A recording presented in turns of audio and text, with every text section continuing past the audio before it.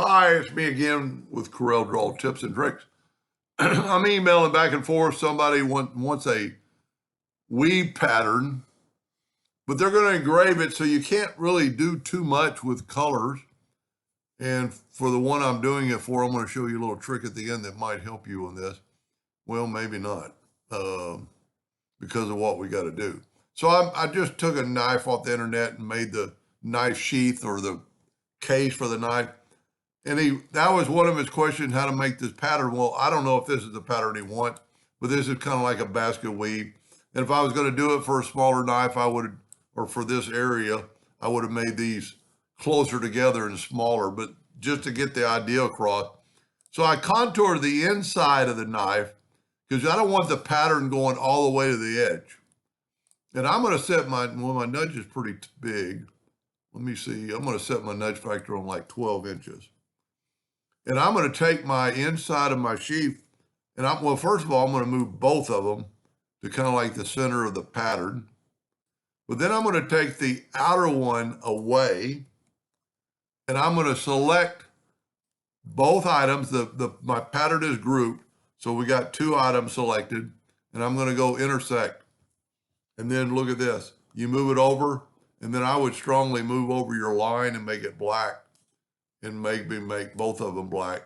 And if you had a smaller pattern that was more anchored, and I would actually, on this particular pattern, I would, let me move this back out of the way. And I'm trying to go back. I would make my pattern, this is just personal preference, I'd make my pattern a little offset like that, but just make sure you get it all. And let's set this knife back in there, make sure we got it. Okay, there's the outer one. So I'm going to take the inner one and intersect it and then move it over. Look at that. And then move the line over so it kind of gives it some contrast. And if you did this with maybe a lesser white, and depending on, there's some other things we could do. We could do some shadowing in this figure. And that's, in this particular case, I hadn't thought of it, especially for an engraver. Let's make this pattern back to level. And I hope I didn't change the size. And then again, like I said, I would most definitely make this smaller, make the pattern. He just asked for it.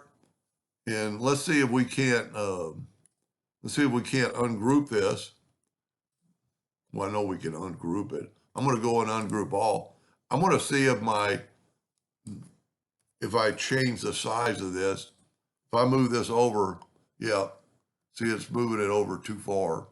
Well, you know what? It does it. What if we do 1.75? Nope. So when you would really want to start, well, we could figure that out. And I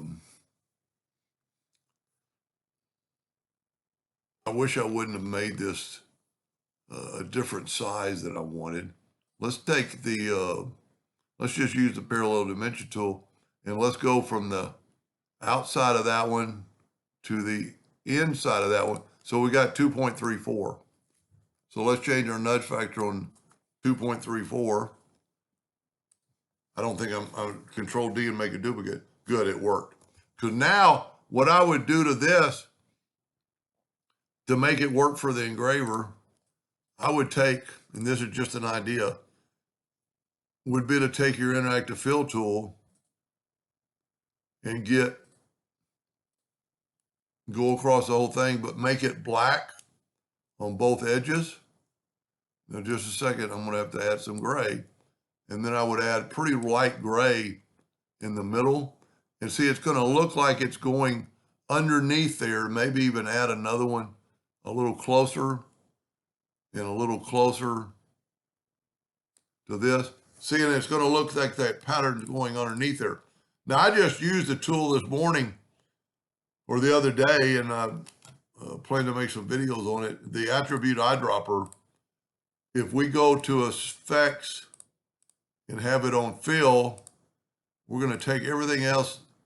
They're all the same size, and we don't have any other thing but fill. If we do this and we take a sample of that, look at that. We can just, instead of trying to do them, I'm not even going to do the outside ones because, so I can change all these. And if I would have made it like this, it would have been a little faster, but this is pretty cool. I'm willing to do these outside ones. I'm not going to do the very outside one because they might not even fall into the realm of the knife. This attribute eyedropper is really important. Really good tool. Now, of course, I could have, now that I know what the distance was, I could have just nudged these over. But let's see if it'll look good when we put it on the knife. A little more than I thought it was. But it's faster than, you know what I was saying, if I didn't have these grade properties already, I could have just made them like this and just, that's all I did to make the gray ones. I just nudged them over. And see, every time you check off and you get rid of your paint bucket, you'll have to resample. This is a pretty cool tool. All right, I think I got them all. Now, yeah, see how much better that looks? Now let's group this together, Control G. Let's go ahead and rotate it some degree. And let's take this, well, let's, you know what? Let's make a complete copy of that and move it over. And I'm going to set my nudge factor on something bigger when I get this over 5. I want to move it 5 times. So, you know what? Let me put it back because I can move it wherever I want. Let's go back to the 12 inches because I can move my pattern. And, well, it worked out perfectly. I don't really need that outside one, but I want to get it out of the way and then take this one and go ahead and get rid of this pattern. And hopefully the intersect tool will take in the fact of those, what we did with the interact. Look at that.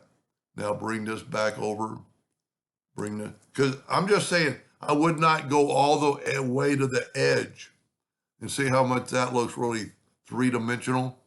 And if you really wanted to, you could do a light color, you know, across the top of the black strips. But I think that would engrave, I think, pretty good because it's depending on, I don't know about what brand of laser you have. But anyway, he's supposed to be maybe sending me a sample and maybe tomorrow I'll make a second video.